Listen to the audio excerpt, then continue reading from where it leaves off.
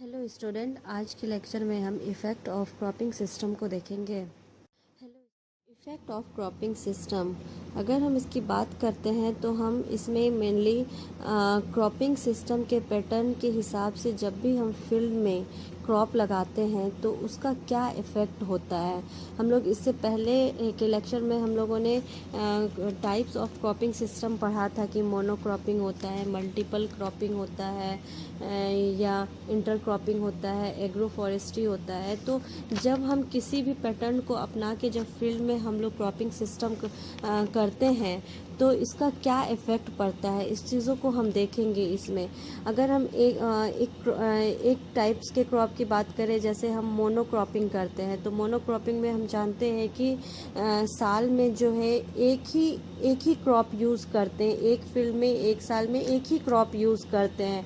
अगर हम एक साल में वही क्रॉप बार बार यूज़ करेंगे तो उस फील्ड की जो है फर्टिलिटी कम हो जाएगी और मतलब बहुत सारे जो न्यूट्रिएंट्स है सॉइल का वो ख़त्म हो जाएगा।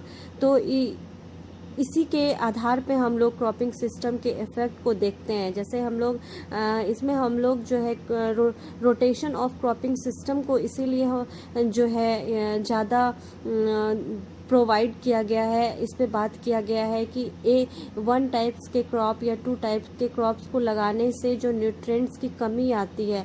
अगर हम रोटेशन ऑफ क्रॉप करेंगे, मतलब जैसे हम सीरियल क्रॉप्स की बात करते हैं, अगर हम राइस की खेती कर रहे हैं तो उसके बाद हमें जो है पल्सेस की खेती करनी चाहिए। इससे क्या होगा, जो न्यूट्रिएंट्स जो राइस के प्लांट ने ले लिया है, और जब हम पल्स का प्लांट लगाते हैं, हम जानते हैं कि इसमें लेग्यूमिनेसी फैमिली से ये बिलोंग करता है और इसमें नाइट्रोजन जो है बहुत मात्रा में अवेलेबल करता है सॉइल को। तो हमें इन चीज़ों को देखना ज़रूरी है कि हम कोई भी क्रॉप लगा रहे हैं तो इससे जो है सॉइल में क्या इफ़ेक्ट पड़ रहा है। अगर ज़्यादा न्यूट्रिएंट्स वो ले रहा है तो हम नेक्स्ट टाइम में कुछ ऐसा प्लांट लगाएंगे जिससे कि वो प्लांट जो है, जो न्यूट्रिएंट्स कम हो गया है उस सॉइल में, वो प्रोवाइड कर सके।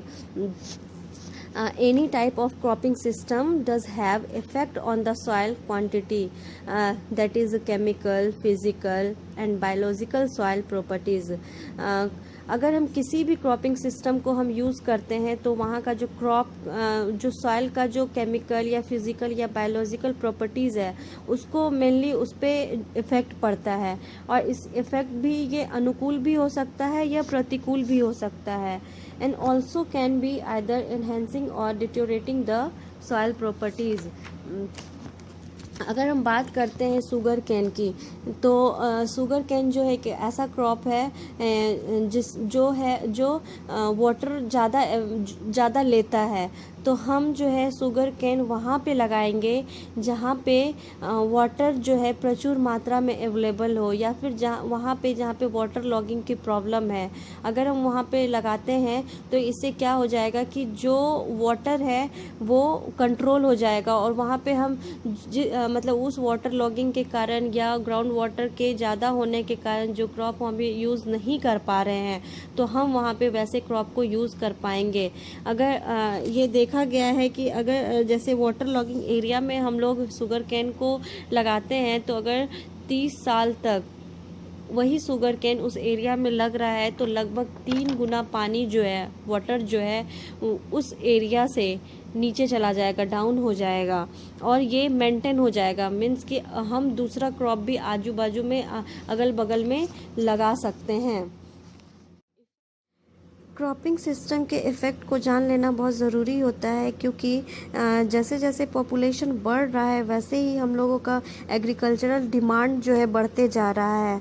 और अगर हम किसी एक फील्ड में एक ही क्रॉप लगाते रहेंगे तो वहाँ का जो सॉइल का हरासमेंट है वो तो होगा ही, और जो प्रोडक्शन वहाँ से मिल सकता है वो भी नहीं मिल पाएगा। इसीलिए जब भी हम क्रॉप को यूज़ करते हैं तो वहाँ के क्रॉप के सीक्वेंस क्या है, मैनेजमेंट टेक्निक्स क्या है, उस फील्ड के पर्टिकुलर फील्ड के लिए, उस पीरियड के लिए हमें उन सारे चीज़ों का कैलकुलेशन होना बहुत ज़रूरी होता है।